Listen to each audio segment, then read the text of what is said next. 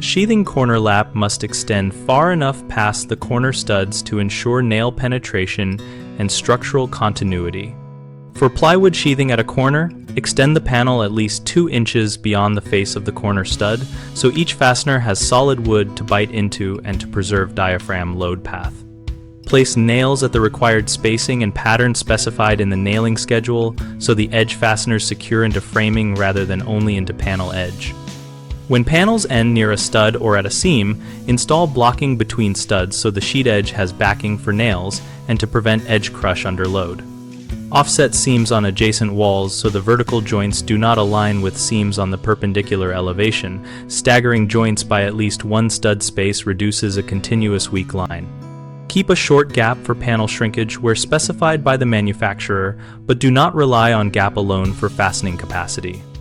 Always follow the engineered or code nailing pattern and use corrosion-resistant fasteners for the chosen sheathing and exterior system to maintain long-term capacity. 3 common problems are lack of adequate edge backing, which leaves nails with nothing to grip, seams on orthogonal walls aligning, which creates a weak plane, and insufficient panel extension past the corner, so nails miss the framing. For missing backing, add solid blocking cut to fit between studs and fasten it prior to sheathing so every panel edge has full thickness support.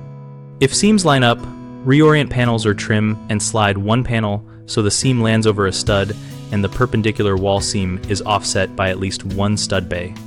When panels do not extend past the corner, trim and install a larger sheet or sister a short piece over the corner so nails penetrate full thickness framing. Do not simply rely on edge nails into the thin panel margin. We run bighomeprojects.com to connect homeowners with local contractors for projects like proper corner sheathing and structural repairs.